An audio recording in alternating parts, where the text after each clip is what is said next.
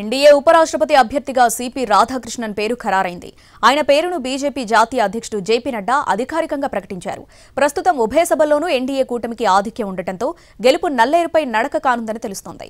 రాధాకృష్ణన్ రాజకీయ ప్రస్థానంపై ప్రత్యేక కథనం. శ్రీ చంద్రపురం పొన్నుస్వామి రాధాకృష్ణన్ సిపి రాధాకృష్ణన్గా ఆయన ప్రజలకు సుపరిచితులు.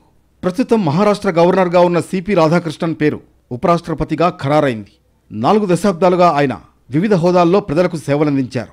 శ్రీ రాధాకృష్ణన్ టేబుల్ టెన్నిస్లో కళాశాల champion, long distance running, cricket, volleyball games ఇష్టం. అక్టోబర్ 20, 1957న తమిళనాడులోని తిరుపూర్లో జన్మించిన శ్రీ రాధాకృష్ణన్ వ్యాపార పరిపాలనలో బ్యాచిలర్ డిగ్రీని పొందారు. ఆర్ఎస్ఎస్ స్వయం సేవక్గా జీవితాన్ని ప్రారంభించిన ఆయన 1974లో భారతీయ జనసంఘ్ రాష్ట్ర కార్యనిర్వాహక కమిటీ సభ్యుడయ్యారు. 1996లో శ్రీ రాధాకృష్ణన్ తమిళనాడులో బీజేపీ కార్యదర్శిగా నియమితులయ్యారు. ఆయన 1998లో కోయంబత్తూరు నుంచి మొదటిసారి లోక్సభకు ఎన్నికయ్యారు. 1999లో తిరిగి లోక్సభకు ఎన్నికయ్యారు. ఎంపీగా ఉన్న కాలంలో ఆయన టెక్స్టైల్స్ కోసం పార్లమెంటరీ స్టాండింగ్ కమిటీ చైర్మన్గా పనిచేశారు.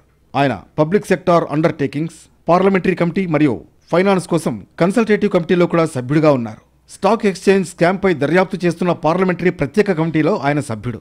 2004లో శ్రీ రాధాకృష్ణన్ పార్లమెంటరీ ప్రతినిధి బృందంలో భాగంగా యుఎన్ జనరల్ అసెంబ్లీని ఉద్దేశించి ప్రసంగించారు. తైవాన్కు వెళ్లిన మొదటి పార్లమెంటరీ ప్రతినిధి బృందంలో సభ్యుడిగా ఉన్నారు. 2004 మరియు 2007 మధ్య శ్రీ రాధాకృష్ణన్ తమిళనాడులో బీజేపీ రాష్ట్ర అధ్యక్షుడిగా పనిచేశారు. అధ్యక్షుడిగా ఉన్న సమయంలో 93 రోజుల పాటు 19,000 కిలోమీటర్ల రథయాత్ర చేపట్టారు. నదుల అనుసంధానం, ఉగ్రవాద నిర్మూలన, ఏకరీతి పౌర నియమావళి సహా కీలక అంశాలకు సంబంధించి డిమాండ్లను హైలైట్ చేయడానికి ఈ యాత్ర నిర్వహించారు. 2016లో శ్రీ రాధాకృష్ణన్ కొచ్చిలోని కాయిర్ బోర్డు చైర్మన్గా నియమితులయ్యారు.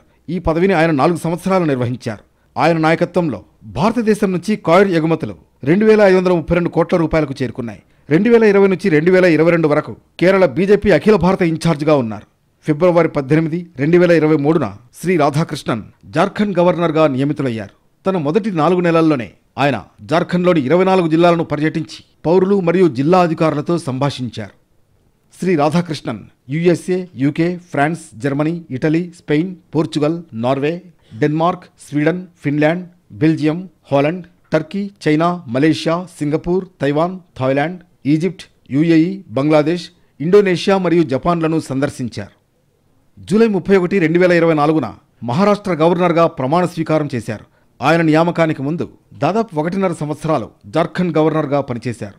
అదనపు బాధ్యతగా తెలంగాణ గవర్నర్గా కూడా పనిచేశారు. అదే సమయంలో పుదుచ్చేరి లెఫ్టినెంట్ గవర్నర్గా కూడా విధులు నిర్వర్తించారు.